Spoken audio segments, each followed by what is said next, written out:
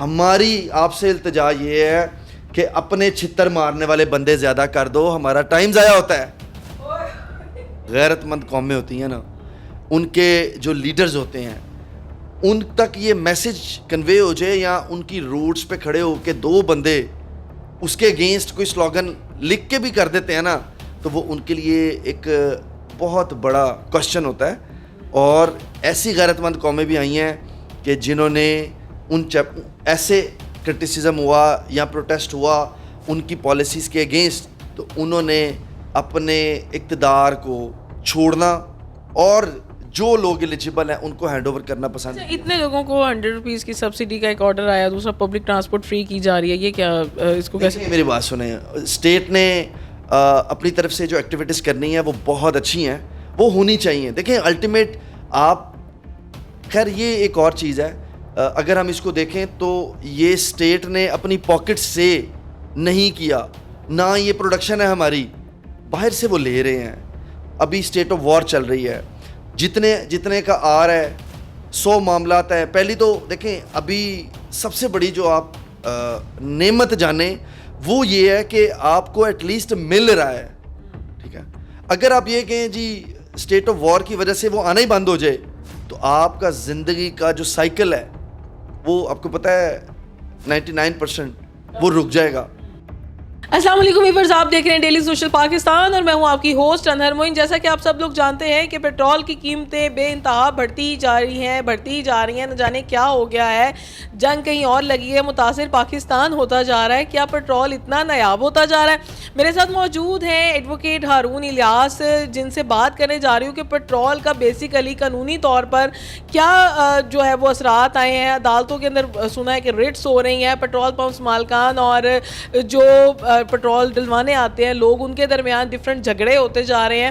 اور اس حوالے سے مزید کیا انفارمیشن ہم آپ تک پہنچانے میں کامیاب ہوتے ہیں, بات کرتے ہیں ایڈوکیٹ ہارون سے. السلام علیکم. وعلیکم السلام. سر کیا حال ہے آپ کا؟ ٹھیک ہے. میں ٹھیک, آپ بتائیں. سر پیٹرول پھر بات گیا. میں اس ساری کنورسیشن کا آغاز آپ کو ایک لطیفے سے کرنا چاہوں گا اگر آپ اجازت دیں. ایک بادشاہ اپنی سلطنت پہ نا حکومت کر رہا ہوتا ہے, اس کے اندر ہوتا یہ ہے کہ اس کے جو مشیر ہوتے ہیں وہ نا مشیروں سے پوچھتا ہے کہ ایسا کیا کروں میں کہ لوگ میرے پاس آئیں اور مجھ سے رحم کی اپیل کریں. تو وہ مشیر نا ٹائم مانگتے ہیں اور سوچتے ہیں, اور وہ کہتے ہیں بادشاہ ہمارے پاس ایک آئیڈیا ہے. وہ کہتے ہیں جی بتائیں کیا آئیڈیا ہے. وہ اس کو فیلنگ یہ آ رہی ہوتی ہے کہ جو رعایا ہے نا وہ اپنی مست لگی ہوئی ہے, اور وہ کسی قسم کا, وہ میرے پاس تو آتے ہی نہیں ہے کچھ مانگنے کچھ بھی. وہ مشیر کہتے ہیں کہ بادشاہ ایک کام کرتے ہیں, ہم نا شہر کی انٹرنس پہ اور ایگزٹ پہ جس ٹائم یہ کام پہ جاتے ہیں صبح, اور جب یہ کام سے واپس آتے ہیں, ہم نا ان کو انٹرنس پہ بھی 5 چھتر مارتے ہیں اور ایگزٹ پہ بھی 5 چھتر مارتے ہیں. بادشاہ کہتا ہے امپلیمنٹ کر دو اس کو. وہ امپلیمنٹ ہو جاتا ہے. اب نہ کوئی بادشاہ ویٹ کر رہا ہوتا ہے کہ نا میرے پاس آئیں گے, میرے سے رحم کی اپیل کریں گے تو میں ان کے چھتروں کی سزا ختم کر دوں گا. اچھا جی, وہ کچھ دن گزر جاتے ہیں, کوئی نہیں آتا. وہ بادشاہ پھر مشیروں سے پوچھتا ہے یار کوئی آیا نہیں. اس نے کہا سر اے بڑے ٹھیٹ لوگ نے, آپ ایک کام کریں, آپ نا چھتر بڑھا دیں. وہ نا 10 کر دیتے ہیں, انٹرنس پہ بھی 10 چھتر اور ایگزٹ پہ بھی 10 چھتر. اب وہ پھر ویٹ کرتے ہیں, اب آئے گا. بادشاہ کہتا ہے اب تو یہ لوگ ضرور آئیں گے میرے پاس. اس کے بعد کیا ہوتا ہے کہ وہ نہیں آتے. وہ پھر مشیروں سے پوچھتا ہے کہ ایسا کیا ہوا. اس نے کہا سر ایک کام کریں, آپ نا چھتر 20 کر دیں. اب ڈوز بڑھاتے جا رہے ہیں, اب وہ ڈوز بڑھا رہے ہیں. اچھا ابھی بھی وہ جناب آرام سے لوگ جا رہے ہیں, چھتر کھا رہے ہیں, اپنے کام پہ جا رہے ہیں, واپس آتے ہیں, چھتر کھاتے ہیں اور گھر چلے جاتے ہیں. اب نا ایک دن کیا ہوتا ہے کہ وہ رعایا سے نا کچھ لوگ آتے ہیں. اب مشیر بھی کھڑے ہیں اور بادشاہ بھی کھڑا ہے. بادشاہ اپنے مائنڈ میں نا بیٹھا ہوا ہے اور وہ بڑا اندر سے خوش ہے کہ یہ میرے سے رحم کی اپیل کریں گے, میں انہیں کہوں گا لو جی آج سے چھتر ختم. وہ آپ حیران ہو جائیں گے آگے سٹوری کیا ہوتی ہے. وہ بادشاہ کو کہتے ہیں بادشاہ آپ نے 5 چھتر کیے, ہم نے کچھ نہیں کہا. آپ نے 10 چھتر کیے, ہم نے کچھ نہیں کہا. آپ نے 20 چھتر مارنے کا آرڈر دے دیا شہر کی انٹری اور ایگزٹ پہ, ہم نے کچھ نہیں کہا. ہماری آپ سے التجا یہ ہے کہ اپنے چھتر مارنے والے بندے زیادہ کر دو, ہمارا ٹائم ضائع ہوتا ہے. سمجھ آئی؟ ہمیں یہ کوئی پرواہ نہیں ہے, اور کر دو, لیکن ہمارا ٹائم ضائع ہوتا ہے. ہمیں چھتروں سے پرابلم نہیں ہے. بادشاہ آپ خوش رہیں, آپ نا اپنے جو چھتر مارنے والے بندے ہیں نا انہیں پلیز زیادہ کر دیں تاکہ ہمارا ٹائم ضائع نہ ہو, ہم آرام سے جائیں.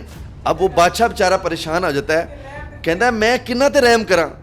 So same is the case. یہ ساری سٹوری جو میں نے آپ کو سنائی ہے یہ ہماری ہے بیسکلی, ٹھیک ہے. ہمیں 200 روپے سے فرق نہیں پڑتا, ہمیں 250 سے نہیں پڑتا, ہمیں 300 سے نہیں پڑا, اور اب 450 ہو چکا ہے, مور دین 458 سم تھنگ. تو اس سے بھی ہمیں فرق نہیں پڑا. یہ سب باتیں کہنے کی ہیں ٹو بی آنیسٹ. میں آج صبح جب آن روڈ تھا تو یہ امپلیمنٹیشن تو رات کو ہوئی ہے نا. میں نے آج روڈ پہ جو ٹریفک تھی وہ 80% لیس دیکھی ہے, آج 80% لیس دیکھی ہے. یہ تو ڈائریکٹ امپیکٹ ہے. اب آ جائیں آپ اس کے جو اوور آل چیزیں ہیں ان پہ ڈسکشن پہ. اگر ہم اس پوائنٹ پہ دیکھیں کہ پیٹرول ایک ایسی موڈ ہے یا کہہ لیں کہ سٹانس ہے, کہ سبسٹانس ہے کہ جس کی بیس کے اوپر ہر چیز ڈپینڈ کر رہی ہے. مجھے لگ رہا ہے کہ ہم وہ 1947 کے دور میں جا رہے ہیں کہ ٹانگے پھر آ جائیں گے اور اس طرح کی چیزیں آ جائیں گی. وہ ہم سے تو یہ غلطیاں ہوئی ہیں نا, ابھی ہم نے الیکٹرک اسکوٹیز نہیں لی, تو ابھی جب ہم ساری عوام الیکٹرک اسکوٹیز لے لے گی نا تو پھر الیکٹریسٹی کا ایشو بن جائے گا. پھر وہ چارج کیسے کرنی ہے, پھر ہم کسی اور طرف جائیں گے. الیکٹریسٹی آئے گی تو چارج کریں گے, تو الٹیمیٹ بات ادھر ہی آنی ہے, وہ چھتر مارنے والے بندے بڑھا دو, ٹانگے آ جائیں. اس سے پرابلم نہیں ہے. مجھے بتائیں کیا پروٹیسٹ ہوا کہیں؟ نہیں, سب پھڑے جان کے پروٹیسٹ ہو. دیکھیں اصل مسئلہ میں بتاتا ہوں. یہ ایک نا بڑی اچھی اسٹریٹجی تھی. یہ جو ہائی آفیشلز ہیں وہ جس بھی نیشن کو, کسی بھی قوم کو جب آپ بریڈ اینڈ بٹر کے چکر میں لگا کے رکھیں گے نا تو ان کی فکر بریڈ اینڈ بٹر ہی رہے گی.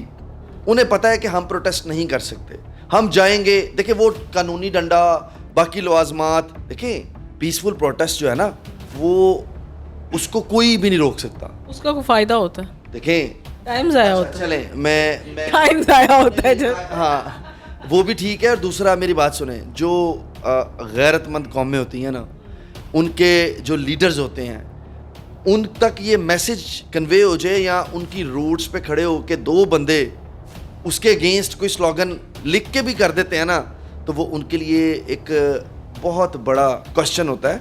اور ایسی غیرت مند قومیں بھی آئی ہیں کہ جنہوں نے ان ایسے کرٹیسزم ہوا یا پروٹیسٹ ہوا ان کی پالیسیز کے اگینسٹ, تو انہوں نے اپنے اقتدار کو چھوڑنا اور جو لوگ ایلیجیبل ہیں ان کو ہینڈ اوور کرنا پسند. اتنے لوگوں کو 100 روپیز کی سبسڈی کا ایک آرڈر آیا, دوسرا پبلک ٹرانسپورٹ فری کی جا رہی ہے, یہ کیا, اس کو کیسے؟ میری بات سنیں, اسٹیٹ نے اپنی طرف سے جو ایکٹیویٹیز کرنی ہیں وہ بہت اچھی ہیں, وہ ہونی چاہیے. دیکھیں الٹیمیٹ آپ, خیر یہ ایک اور چیز ہے, اگر ہم اس کو دیکھیں تو یہ اسٹیٹ نے اپنی پاکٹ سے نہیں کیا, نہ یہ پروڈکشن ہے ہماری, باہر سے وہ لے رہے ہیں. ابھی اسٹیٹ آف وار چل رہی ہے, جتنے کا آ رہا ہے 100 معاملات ہیں. پہلی تو دیکھیں ابھی سب سے بڑی جو آپ نعمت جانیں وہ یہ ہے کہ آپ کو ایٹ لیسٹ مل رہا ہے, ٹھیک ہے. اگر آپ یہ کہیں جی اسٹیٹ آف وار کی وجہ سے وہ آنا ہی بند ہو جائے تو آپ کا زندگی کا جو سائیکل ہے وہ آپ کو پتہ ہے 99% وہ رک جائے گا. آپ ایکچوئل میں سٹون ایج میں چلے جائیں گے. اس کو کہنا اور اس کی ریئل امپلیمنٹیشن. ویسے ہم نے دور سارے ہی اب دیکھ لیے ہیں, جیسے لائٹ نہیں آ رہی ہوتی تو ہم واپس گھروں میں کینڈلز بھی آ گئیں, ایون کہ پرابلم سولر میں بھی آ گیا, پھر اس کے بعد یو پی ایس والے ایشوز بھی آ گئے. اس کو جتنا مرضی کر لیں کہ اس قدر معاملات بڑھ جاتے ہیں کہ ہم واقعی وہ چیزیں کرنا شروع کر دیتے ہیں. اس کے بعد جناب یہ جو سوئی گیس کا معاملہ ہوتا ہے, اس کے بعد سوئی گیس آتی نہیں ہے, بل ماشاء اللہ سے آتا ہے اور اچھا خاصا آ رہا ہے. اور اس کے بعد ایل پی جی کی قیمتیں بڑھ چکی ہیں. پھر گھروں میں وہ لکڑیاں جلانا, ایون گرمیوں میں لکڑیاں جلانا لوگ شروع ہو گئے, سردیوں میں تو جلاتے ہی تھے, لکڑیاں گرمیوں میں جلنا شروع ہو گئی ہیں. اب یہ پیٹرول والا ایشو آ گیا. اچھا سر, ریٹس کی بات کر رہے تھے, اس حوالے سے تھوڑا بتائیے. لائرس کمیونٹی میں کنسنسس ڈیولپ ہوا اور ڈیفینیٹلی انہوں نے ہمیشہ پبلک ویلفیئر کی بات کی ہے, اور پبلک انٹرسٹ لیٹیگیشن اس کو پرو بونو کہتے ہیں. اس میں کنسنسس ہو کہ کیونکہ ابھی یہ آف چل رہا ہے فرائیڈے سیٹرڈے سنڈے, سو منڈے والے دن جو جوڈیشری کی جو ہائر کورٹس ہیں ان کے اندر ریٹس ہونے لگی ہیں. ڈیفینیٹلی ایوری بڈی از اکاؤنٹیبل.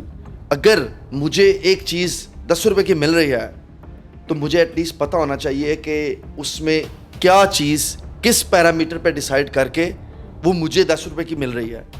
مجھے بلائنڈ عام شہری اس چیز کو کیسے دیکھ رہا ہے؟ اور آپ کے پاس پہلے بھی کافی دفعہ یہ پیٹرول ایشوز ہوئے ہیں تو کس قسم کے کیسز آ جاتے ہیں؟ دیکھیں یہ ہر چیز امپیکٹ کر رہی ہے. اس میں لوگوں کی پرسنل لائف ڈسٹرب ہو گئی ہے.